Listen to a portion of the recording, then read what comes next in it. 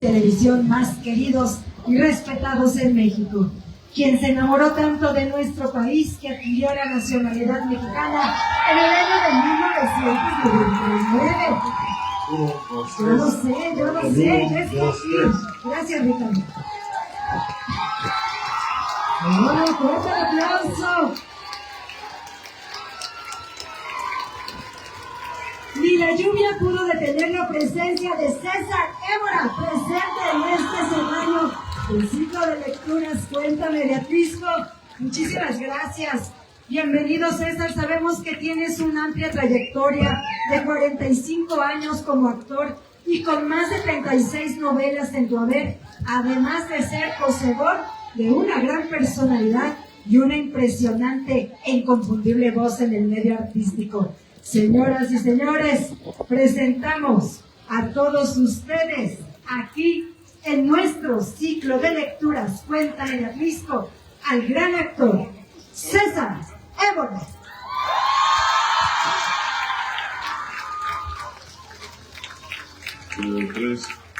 Para mí, les voy a decir algo, para mí es un honor estar con ustedes aquí esta tarde. Quiero que pasemos, además del día húmedo, que tengamos un momento, un rato de emoción por lo que les voy a leer y porque mañana es el Día de las Madres. Esta lectura está dedicada a las madres, a las mujeres, que yo digo que hay que celebrarlas los 365 días del año, no solamente el 10 de mayo. Los 365 días del año tenemos que celebrar. Y tenemos que bendecir que estamos aquí en esta tierra gracias a ellas. Así que, para todas las mamacitas,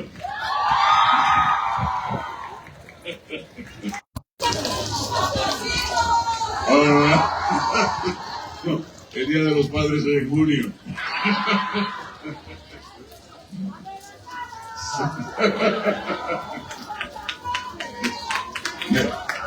Me van a sacar los colores, ¿eh?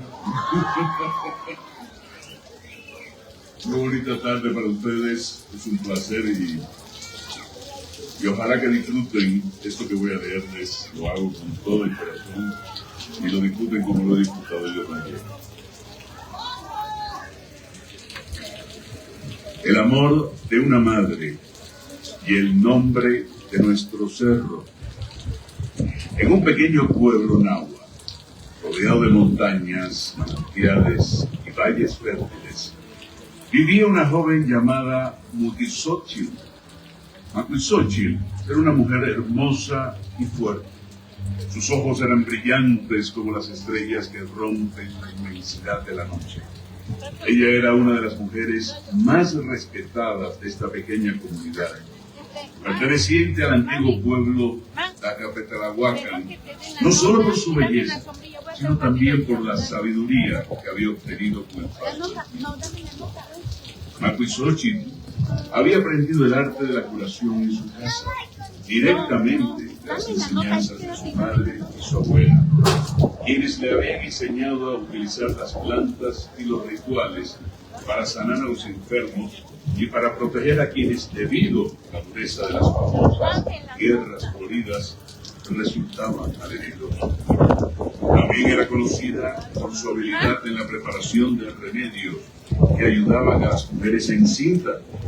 Se decía que para ayudar a las parturientas a traer a este mundo a sus hijos, era capaz de subir a la cima de cualquier cerro con la finalidad de encontrar los ingredientes del brebaje necesario.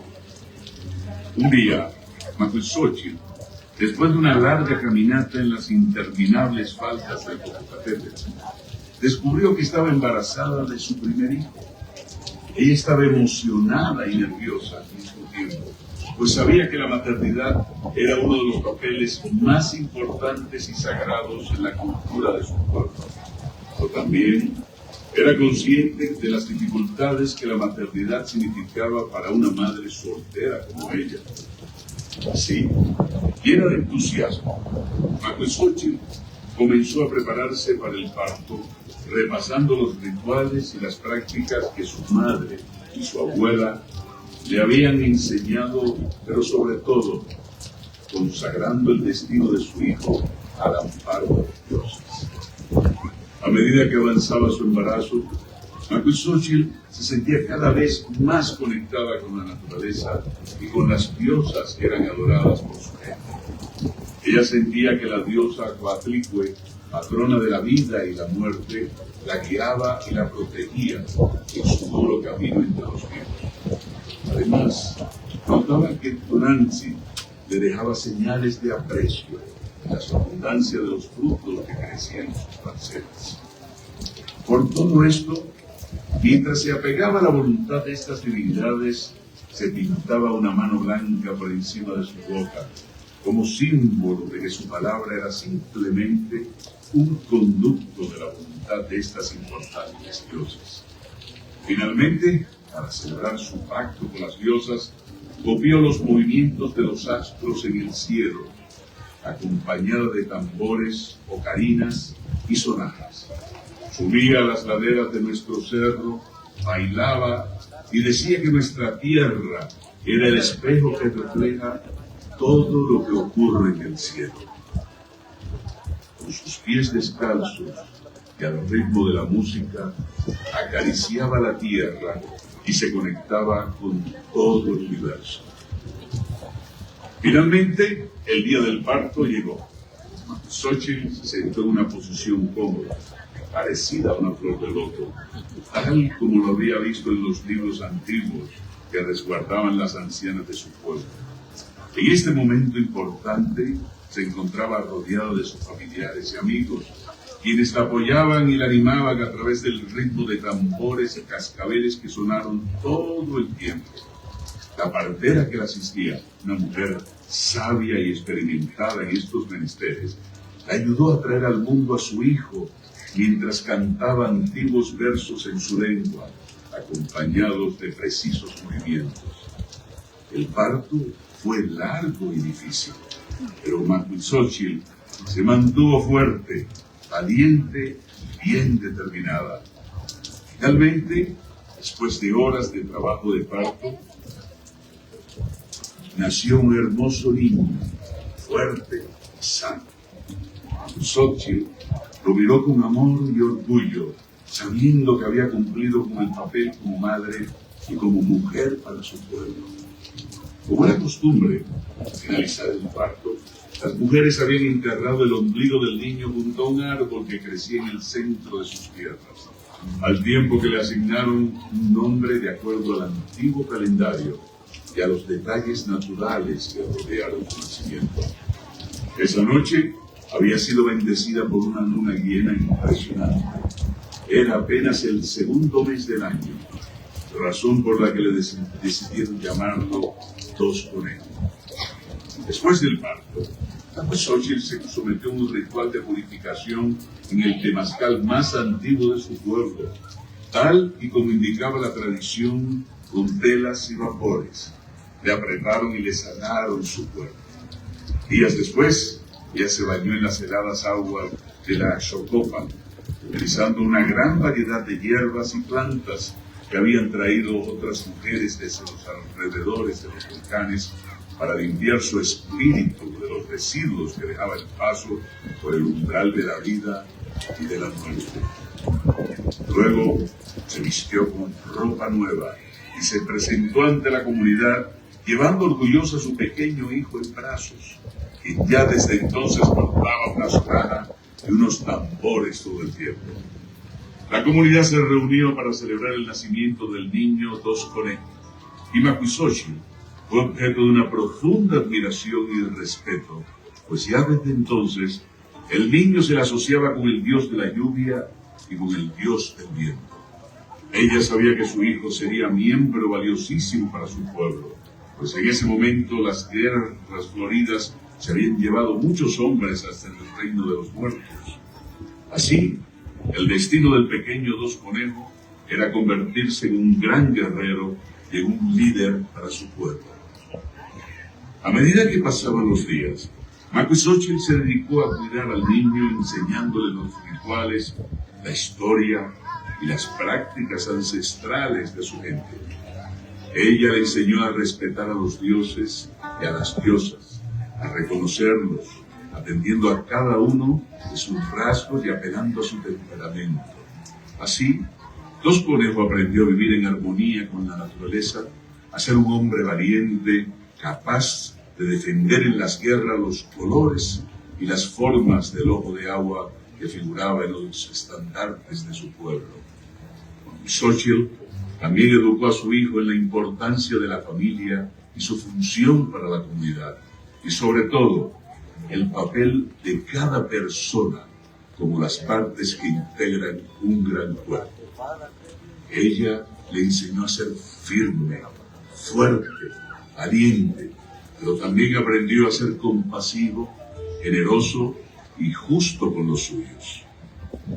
A medida que el niño crecía, Macuixóchitl se sentía orgullosa de ver cómo se desarrollaba y se convertía en un joven sabio y fuerte.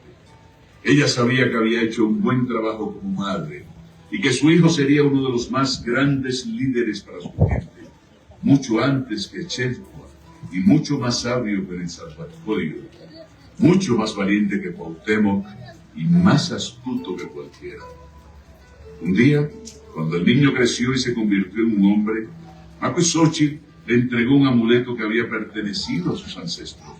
El objeto había sido resguardado por su abuela, confiado a ella como madre. Se trataba del famoso Atzcayotl, el corazón brillante de nuestro pueblo. El amuleto de obsidiana era un símbolo de la valentía que habían portado otros hombres y dirigentes de su pueblo. Desde las lejanas migraciones y en cada una de las peregrinaciones a los santuarios de Cholula y Xochicalco, Macuixóchitl le pidió a su hijo que lo portara siempre, para que recordara la importancia de respetar y honrar a sus semejantes, pero sobre todo la importancia de unir la voluntad de su pueblo con los mandatos de los dioses y de la madre naturaleza. Dos Conejo, el hijo de Macuixóchitl, se convirtió en un líder respetado en todo el mundo mesoamericano, y de esa forma siempre honró las enseñanzas y la memoria de su madre. Él se esforzó por vivir en armonía con la naturaleza, respetando a mujeres, hombres y a todos los dioses del panteón prehispánico. Con el paso del tiempo, el nombre de Macuixóchitl, la mujer de las 5 flores, siguió siendo una figura respetada y admirada por su gente, conocida por su sabiduría y habilidad como curandera, pero por encima de todo, por su amor de madre de nuestro pueblo. De esta forma, poco a poco ella se convirtió en leyenda, conocida por todas las generaciones futuras que han habitado esta tierra. Su fama fue tan grande que el pueblo de Acatlahuacan nombró al majestuoso cerro que domina el centro de este territorio, de tal forma que hoy, hasta el día de hoy, lo conocemos como Macuixtoxinteltepetl, es decir, el Cerro de las 5 Flores, representado por la alegría de la música y la danza y por el sonido de los tambores y los soneros.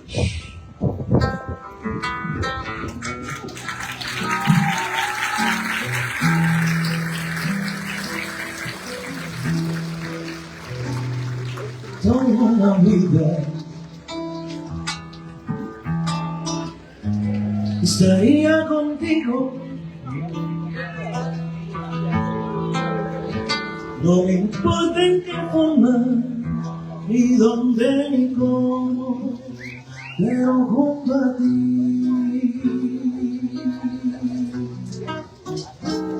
Toda una vida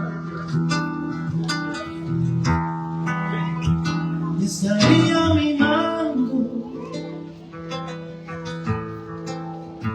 estaría cuidando como cuido mi vida, que la vivo por ti.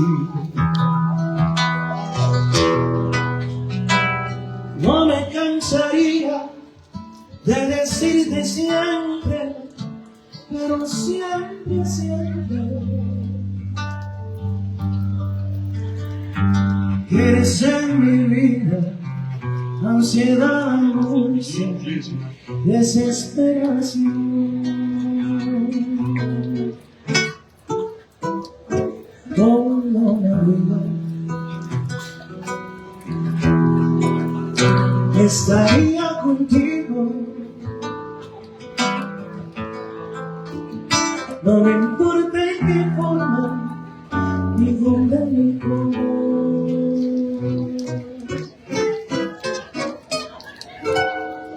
Pero junto a ti.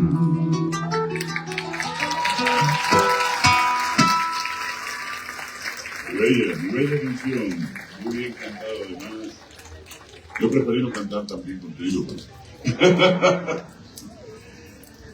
Madres enclaustradas. En una población alejada en el sur del estado de Puebla, a finales del siglo XVII, vivía una joven llamada Guadalupe. Ella era una joven piadosa que había conocido el verdadero amor en su familia. Ella, a pesar de las advertencias y el cariño de sus padres, Guadalupe, muy jovencita, se había enamorado de un joven comerciante que frecuentaba el tianguis de su pueblo. Y poco a poco había cedido inocentemente a la ternura de sus encantos. Tiempo después había sido condenada a vivir en el convento de Atlisco por sus propios padres, en acuerdo con las autoridades y los religiosos de su tiempo. Efectivamente, Guadalupe había quedado embarazada fuera del matrimonio, y por esto su familia la había repudiado y le había dado la espalda como si de pronto la hubieran olvidado en el día simbólico de su entierro.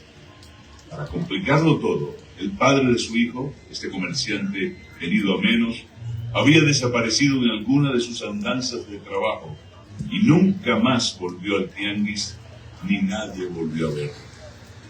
De pronto, Guadalupe se había quedado sola para cuidar de su bebé, incluso sin la ayuda de su familia. En esta época, la sociedad no perdonaba a las mujeres que cometían pecados como el de Guadalupe. Y por todo el peso del desprecio de la gente, había sido condenada a vivir enclaustrada en el convento de Atlisco para expiar sus culpas. En la sociedad de su tiempo, Guadalupe no podía convertirse en madre soltera, pues su comportamiento era visto como un pecado grave en la sociedad angelopolitana de la época, y a todas luces sería un mal ejemplo para las jovencitas de su pueblo.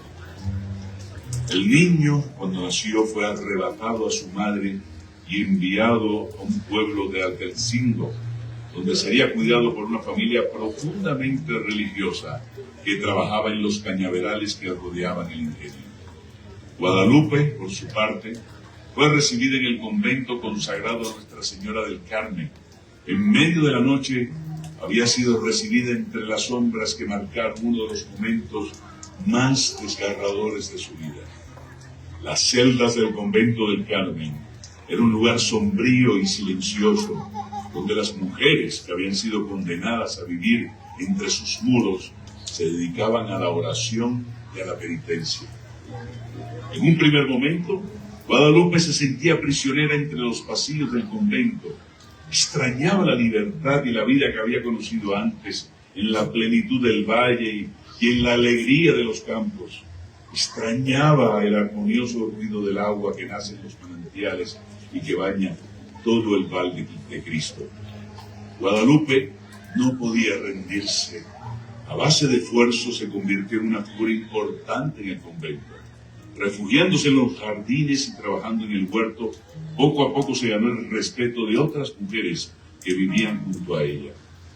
Con su talento especial se dedicó a cuidar a los pobres y a los enfermos, y se convirtió en una de las madres más queridas en este recinto.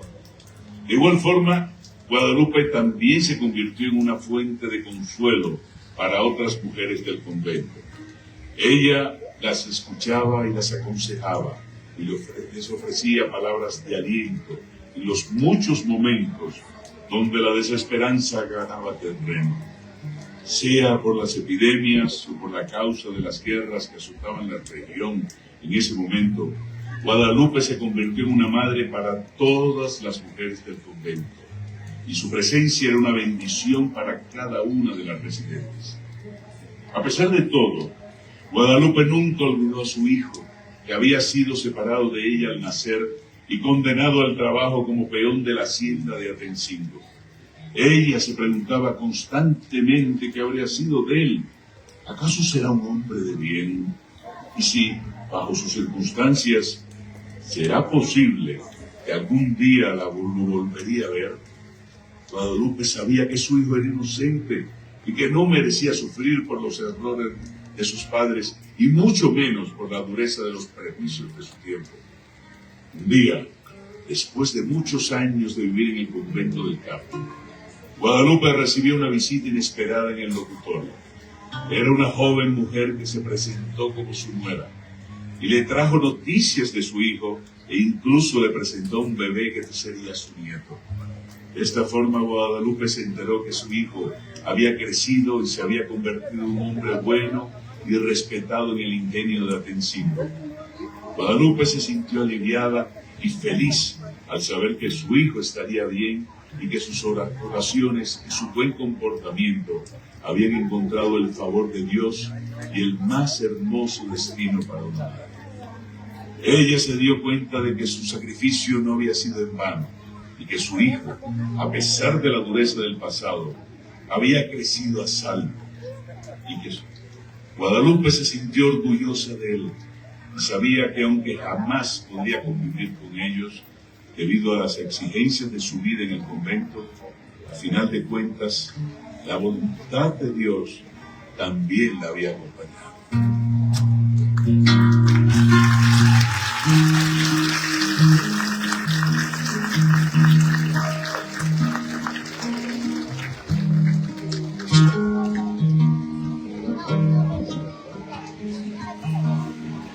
¿Qué me dice tu vida, tu amor y tu espacio? Que cargaste en tu vientre dolor y cansancio. A ti que peleaste con uñas y dientes, valiente en tu casa y en cualquier lugar. A ti los ofrezco a morir, a ti mi fiel querubín. A ti te dedico mis versos, mis victorias. A ti mi respeto, señora, señora. A ti mi guerrera invencible, a ti luchadora incansable, a ti mi amiga constante en todas las horas.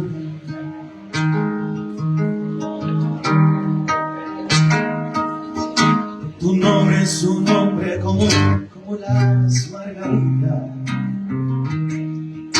siempre en mi boca presente, constantemente.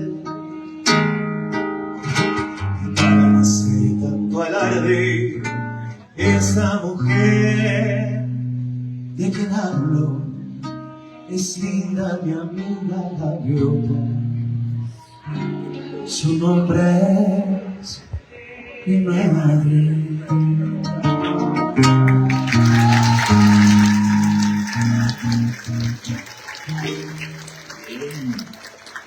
Muy bonitas interpretas. Felicidades. Tenemos compañía por allá, ¿no? Por ver. Nosotros somos más tercos. ¿Sí o no? Eso es.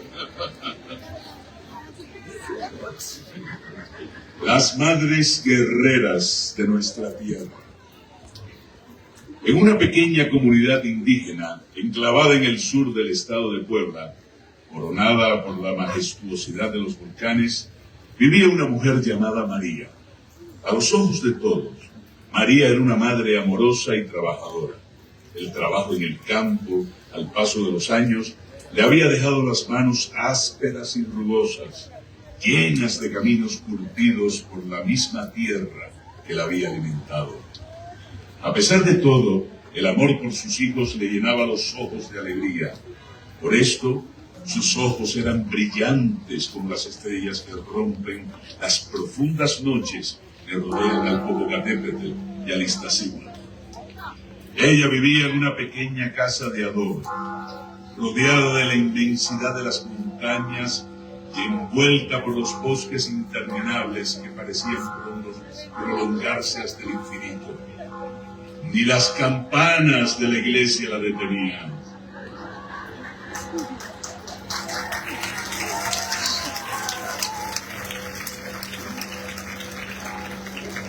María era una mujer nahua y su comunidad había vivido en esta tierra durante cientos de generaciones, que recordaba a través de los cuentos que en las tardes de su niñez le platicaron sus abuelos. Ella se levantaba cada mañana antes del amanecer para preparar el desayuno de su familia: huevos de gallina, 2 tortillas con frijoles y café. Su esposo, Juan, era un agricultor que trabajaba en la tierra para proveer a su familia. Juntos tenían 3 hijos que eran la luz que guiaba sus vidas. La vida en este valle era difícil, pero María y su familia se habían adaptado perfectamente a ella. Y durante la temporada buena, ellos cultivaban maíz y frijoles que crecían abundantes. En la fertilidad que caracterizaba al valle y al resto del año, criaban animales para tener carne y leche. María, como muchas mujeres de esta región, también era una experta en el cuidado y conocimiento de las flores. Sabía cómo curar diversas enfermedades con plantas y remedios naturales. Pero sobre todo, sabía moverse por las miles de veredas que se abrían en las entrañas de Don Goyo, la inmortal presencia del volcán Popocatépetl. De esta manera, la vida de María no era solo una lucha por la supervivencia, sino un interesante camino hacia el conocimiento. Debido a que ella también era una madre amorosa y dedicada, una lideresa que se preocupaba por la educación y el bienestar de cada uno de sus hijos.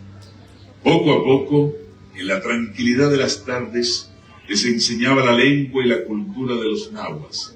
Demostraba cómo vivir en armonía con la naturaleza que rodea a San Pedro Coaco, su querida tierra. Un día, la comunidad se enfrentó a un problema grave, pues un grupo de personas extranjeras habían llegado desde lejos buscando las riquezas de la tierra y aprovechando el descontento causado por el estallido de la Revolución Mexicana.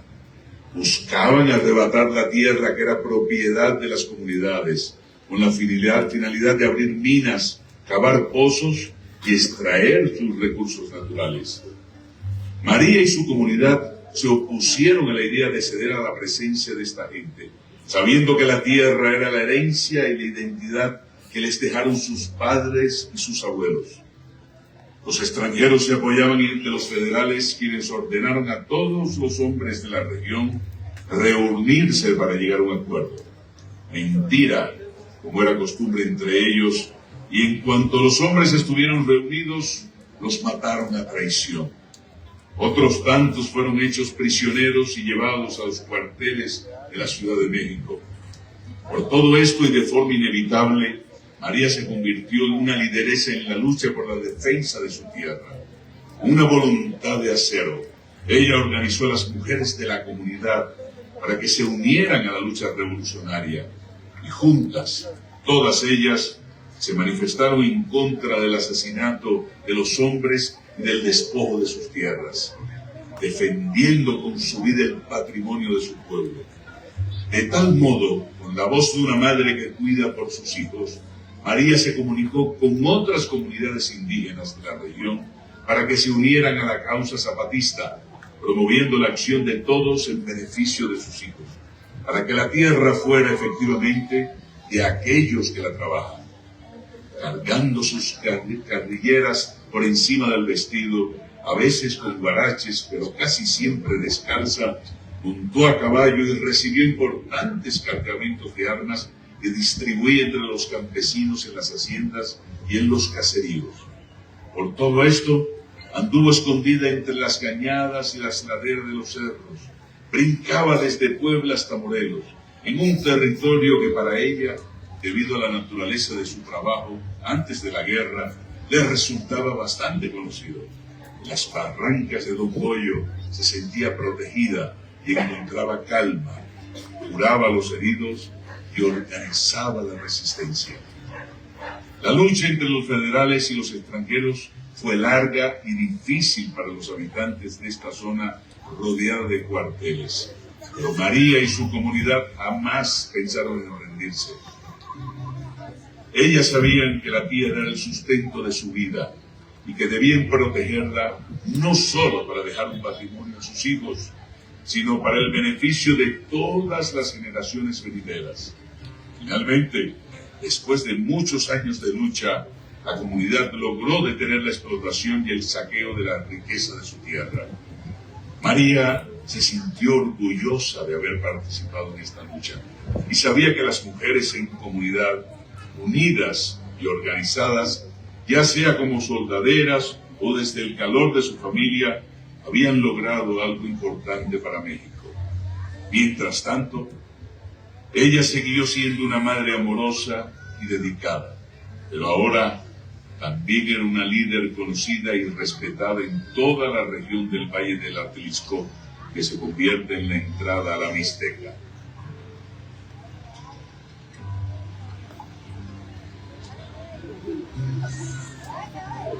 De esta manera, la vida de María no era solo una lucha por la supervivencia, sino un interesante camino hacia el conocimiento.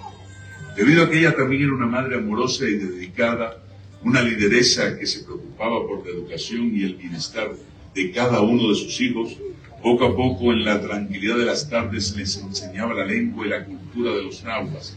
Les mostraba cómo vivir en armonía con la naturaleza que rodeaba a San Pedro Coaco, su querida tierra.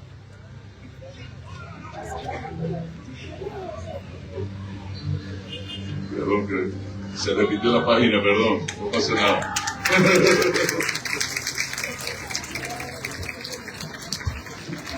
A pesar de los desafíos y las dificultades, a pesar de la muerte del general Zapata y de la terrible traición del coronel Guajardo, María y su comunidad siguieron adelante, luchando por la memoria de sus muertos, por el respeto a sus derechos y por la protección de las tierras, que era la única herencia para sus hijos.